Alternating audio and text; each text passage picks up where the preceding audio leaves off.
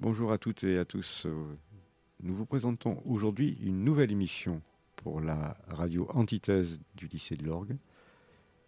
Écoutez voir. Une émission qui va vous parler de photographie animée par les membres, élèves de l'atelier photographie du lycée de l'Orgue. Aujourd'hui, pour la première émission, Elisa et Émile qui vont nous présenter une photographie bien particulière, un document historique de premier plan. On va d'abord commencer par la description de la photo, plan par plan. Donc on voit au premier plan qu'il y a les vêtements d'une dame qui est dans une salle de bain, qu'il y a aussi une statue sur un meuble.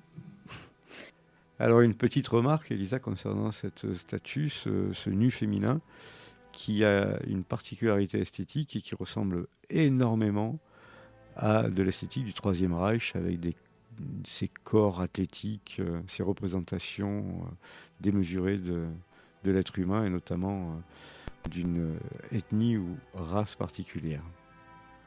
En second plan, on voit une dame nue qui prend un bain au milieu. Elle est au centre de l'image. Et enfin, on voit en fond, on voit une photo de Adolf Hitler.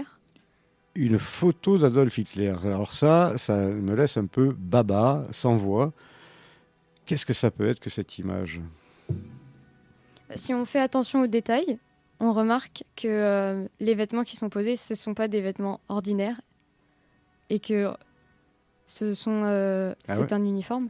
Ah oui, un uniforme de quelle armée, à ton avis ? De l'armée américaine. Oula, une baignoire avec la photo d'Adolf Hitler, une jeune femme qui prend un bain avec un uniforme de l'armée, tu me dis, américaine. Oui, il y a aussi des Rangers qui sont propres à l'armée américaine.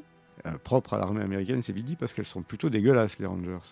Oui, mais je sais pas quoi dire.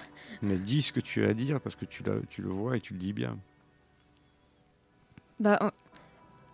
On remarque que le tapis, là où il y a les Rangers, il est très sale. Oui, de la boue. Et toi, Émile, elle te raconte quoi, cette image ? Qu'est-ce que tu vois, en fait, la première fois que tu la vois ? À première vue, on pourrait croire que cette femme, c'est la maîtresse d'Hitler, enfin une des maîtresses d'Hitler, ou qu'elle travaille à son service dans le nid d'aigle. Exact, oui. Ou alors on pourrait croire qu'elle est militante de l'armée allemande. Oui, militante nazie ou personnel de l'armée allemande, en effet, oui. Enfin, pour moi, de base, je pensais qu'elle était dans l'armée allemande, quoi. Ah, tu croyais qu'elle était dans l'armée allemande.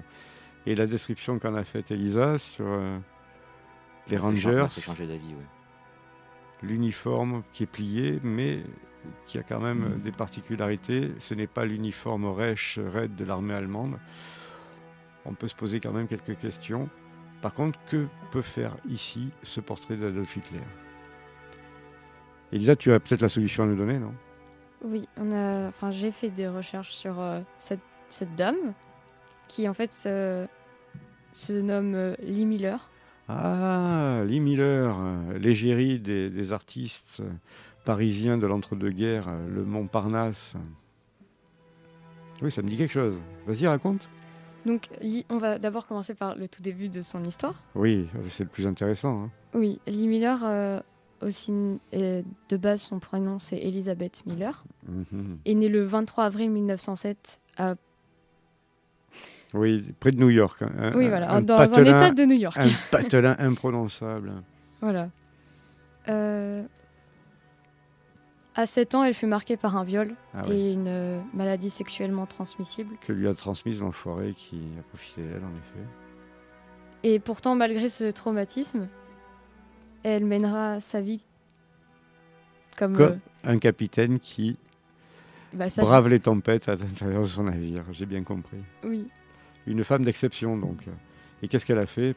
Elle a entrepris des études de théâtre à 25 ans et elle est partie à New York en 1927. Oui. Et c'est pas tout. C'est pas tout ce qu'elle a fait. Elle devient l'égérie des magazines de mode et la muse de plusieurs artistes. Ah ouais, à ce propos, il y a une légende. Elle part à New York, elle manque se faire écrasée par une voiture et elle est repêchée par le directeur de Vogue qui la sauve au dernier moment. C'est quand même quelque chose d'extraordinaire et il en fait son égérie.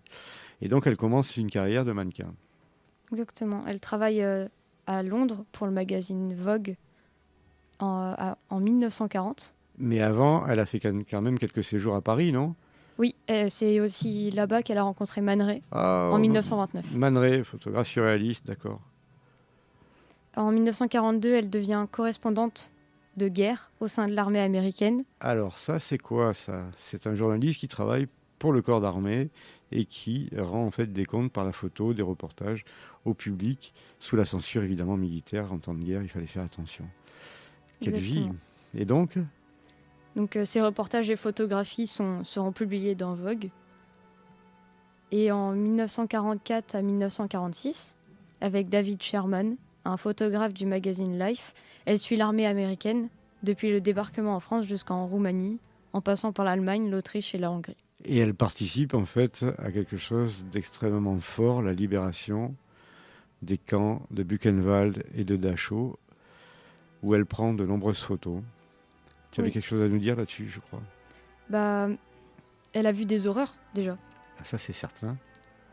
Déjà dans les camps de concentration, c'est assez violent. C'est rien Donc, de le dire. Elle a dû quand même Elle a pris confirmer que c'était Elle a pris des faits photos réels. tellement terribles que, oui, d'après ce que tu m'as dit de tes recherches, la direction du magazine Vogue a voulu qu'elle atteste sur l'honneur que ces photographies n'étaient pas des montages, n'étaient pas des mises en scène, mais étaient vraiment la réalité, ce qu'elle a fait. Et elle fait partie de ces photographes qui ont couvert le second conflit mondial et qui ont permis en fait d'illustrer, notamment pour le procès de Nuremberg, d'illustrer justement les massacres et les horreurs commis par les nazis.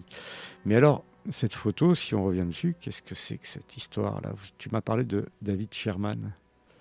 En fait, une fois qu'elle était en Allemagne, Oui, vu elle était allée dans les camps de concentration, elle est allée à Munich. à Munich, d'accord. Munich, Ah, mais je commence à voir le tableau, oui.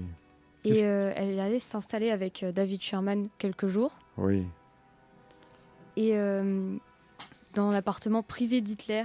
Le nid d'aigle. Exactement. Et c'est le jour même où ils sont arrivés. Hitler s'est suicidé dans son bunker à Berlin. D'accord. Elle ne le savait pas d'ailleurs. Hein. Non. Et durant leur séjour, elle prendra donc cette photo.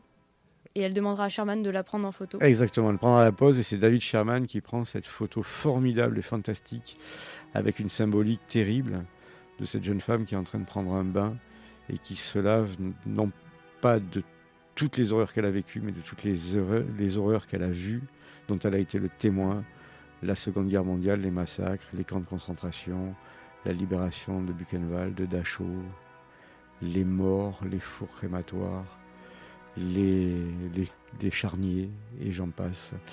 Et du coup, elle a voulu montrer à la face du monde que l'humanité pouvait résister et survivre à ce genre d'horreur innommable. Exactement. Eh ben écoute, pardon Elisa. Yes. On n'a pas beaucoup entendu Émile, mais il est resté bouche bée toute l'émission parce que cette photographie l'a beaucoup marqué aussi, semble-t-il. Merci pour ton travail, merci pour tes recherches. Merci Émile aussi de nous avoir filé un coup de main. Merci à toute l'équipe technique de la radio du lycée Thomas Edison Antithèse. Et à très bientôt pour une prochaine émission. Au revoir, à bientôt. Au revoir.